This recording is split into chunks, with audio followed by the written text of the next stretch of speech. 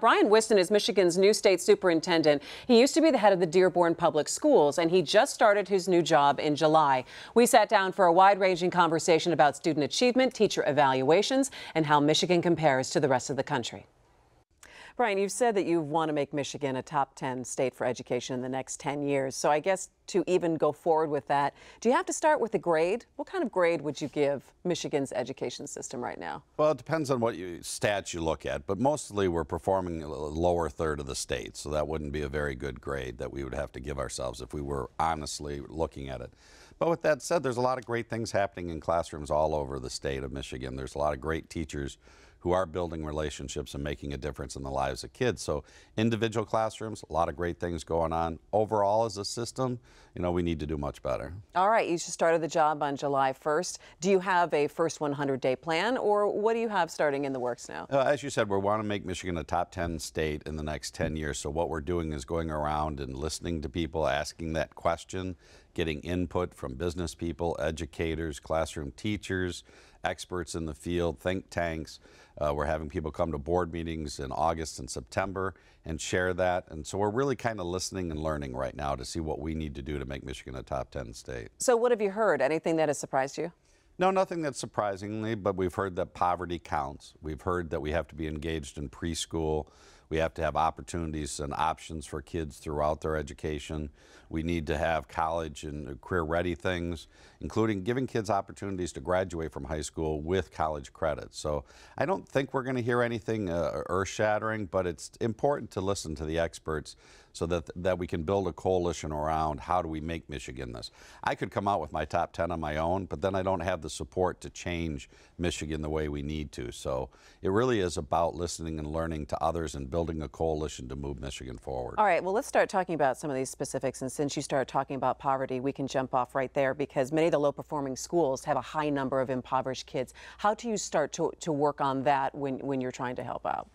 You know, it's a very important question. And unfortunately, we have focused on who is managing the districts, the role of the board, role of the superintendent, emergency manager. All those things are important, but if we don't focus on the classroom, we're not going to see changes in those districts. So what we need to do is provide support to those local districts and send almost an army of experts in to see what's happening into the classroom, make some recommendations of changes that need to be made, some professional development to make sure the staff knows how to work with students of poverty, know how to work with students who are struggling.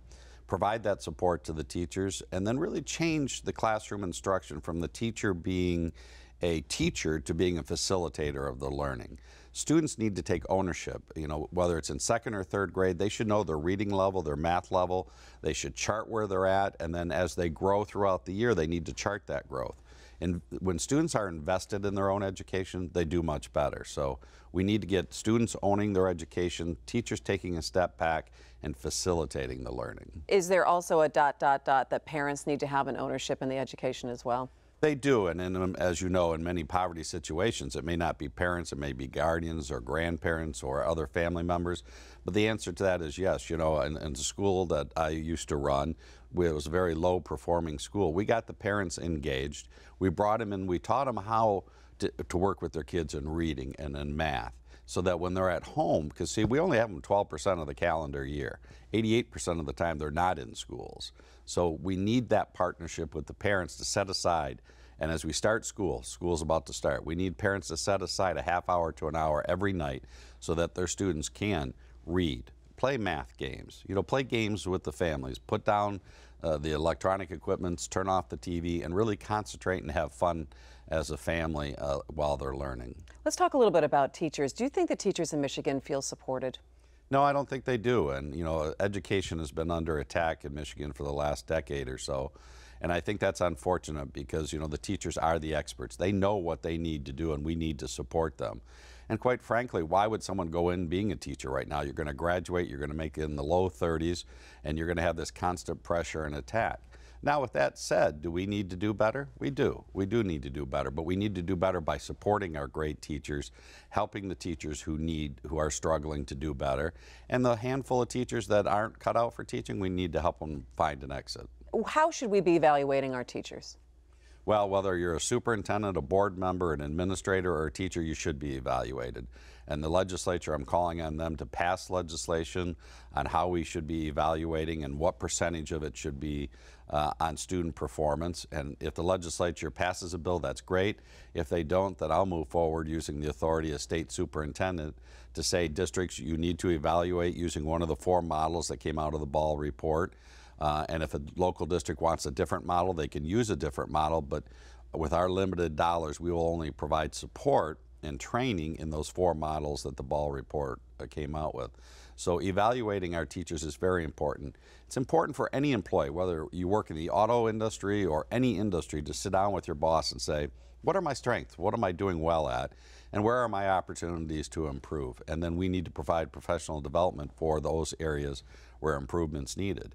And you can only do that by having those conversations and by getting into the classroom and seeing how the teachers are performing. You've talked about teacher pay just a moment ago. You're supportive of merit pay?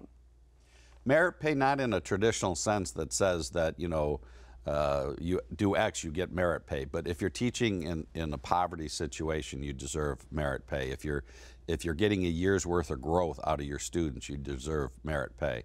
But what's difficult with merit pay in an education situation is you and I might both be teachers. I might have 10 or 15 special ed kids, 5 or 6 ELL kids. You might have none of those in your class. So your performance might look better than mine, and I might actually be doing a better job based on where my students started and where I take them. So as long as we're talking about merit pay, saying here's where I got the students and here's where I took them, then I think merit pay is a fine part of the process. But it's got to be worked out so that we're taking kids to a year's growth. Right now, the Department of Education, though, has no way to track or enforce what kind of merit pay is coming out for any teacher, though. No, that's negotiated at the local level. I certainly can use my bully pulpit to talk about things that I think are important.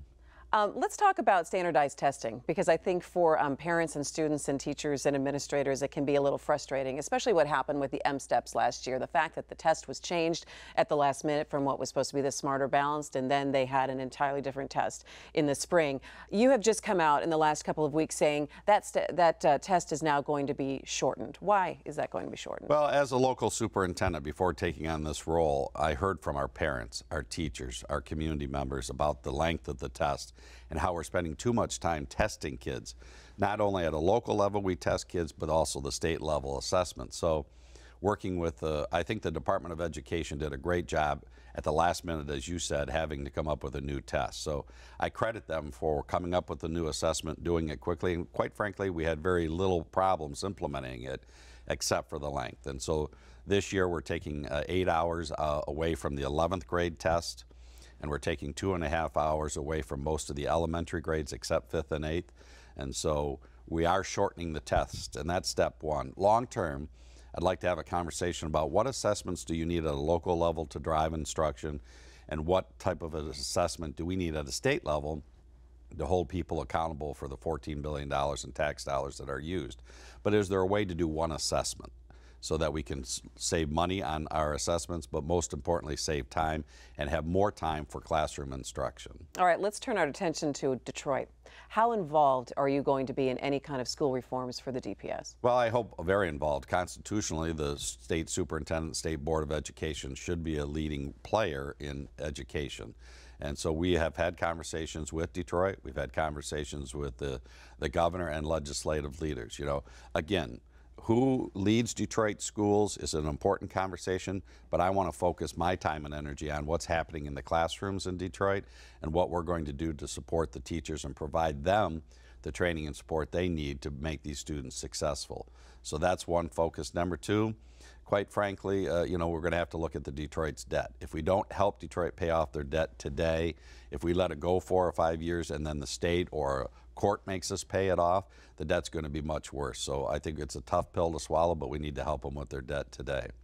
Number three, we do need to return an elected board. You know, we live in a country that believes in democracy and believes in people having say, and so we need to return the elected board at some point as part of this process.